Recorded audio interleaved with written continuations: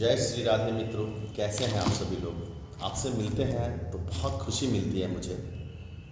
और इसी संदर्भ में मैं आपसे जुड़े हुए आपकी कुंडलियों से जुड़ी हुई सारी बातों का मैं आप लोगों को अवगत करवाता हूँ। आज मैं जो चीज़ आप लोगों के सामने लेकर आया हूँ, एक बहुत बड़े और एक बहुत महानतम योग के बारे में आप लोगों को बताने आया हूँ। आज मैं चर्चा करूँगा कुंडली में गज केसरी योग कैसे बनते हैं। सर्वप्रथम इस चीज़ को समझना है कि गज केसरी योग ये क्या है।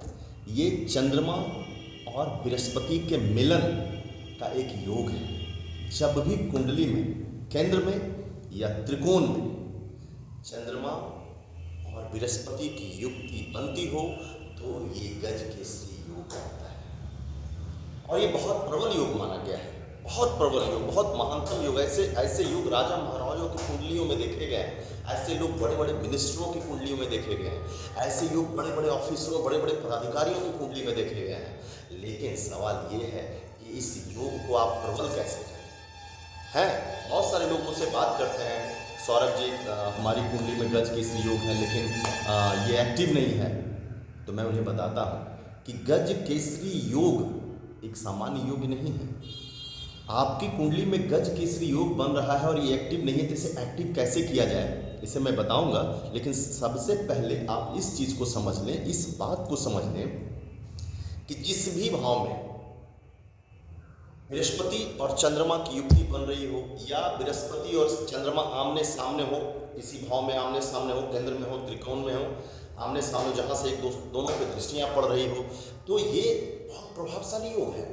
लेकिन इसका एक चीज़ और ध्यान रखना है, खास करके द्वितीय भाव जो धन भाव है, उस भाव में अगर चंद्रमा और बृहस्पति की युक्ति है या अष्टम भाव में, अष्टम भाव में भी चंद्रमा और बृहस्पति की अगर युक्ति है या आमने सामने है दोनों, तो ये युक्ति प्रभावशील नहीं होती है। ये गज केसरी योग प्रभावशील नहीं होती है। बहुत सारे लोग परेशान होते हैं कि सौरभ जी हमारी तो सेकेंड हाउस में धन भाव में हमारी युक्ति बन रही है, अष्टम भाव में हमारी युक्ति बन रही है, भाई हमारे गज केसरी योग तो एक्टिव है नहीं, इसे एक्टिव करना है। मैं उसके बारे में बताऊंगा कि आप कैसे इस चीज़ को एक्टिव करेंगे।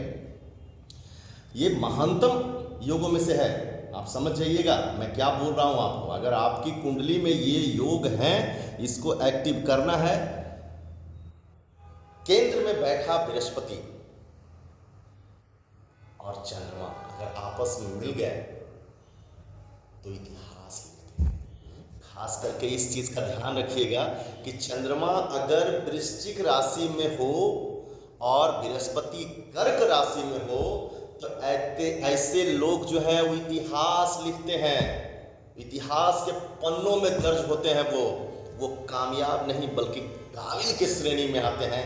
ये है गज केसरी योग। धन की वर्षा करवाना है, अपने गज केसरी योग को एक्टिव कर लीजिए।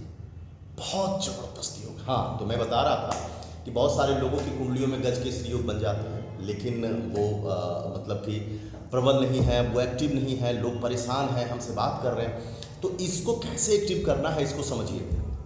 अगर आपकी कुंडली में गज केसरी योग बने हैं और वो एक्टिव नहीं है, चाहे वो त्रिकोण में हो या केंद्र में हो, या मैं कहूँ तो द्वितीय और अष्टम भाव को छोड़ करके जहाँ पे भी ये युक्ति बन रही है, ये एक्टिव बहुत ज़बरदस्त हो सकती है।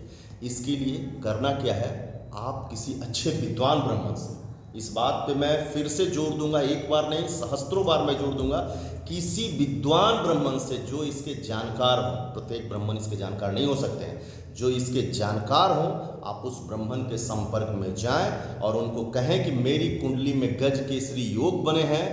वो आपके लिए गणेश पंचरत्न पाठम स्तोत्रम एक मंत्र है, उस मंत्र का वो आपके साथ बैठ के जाप करेंगे पूजा पद्धति, पूजा विधि के अनुसार से।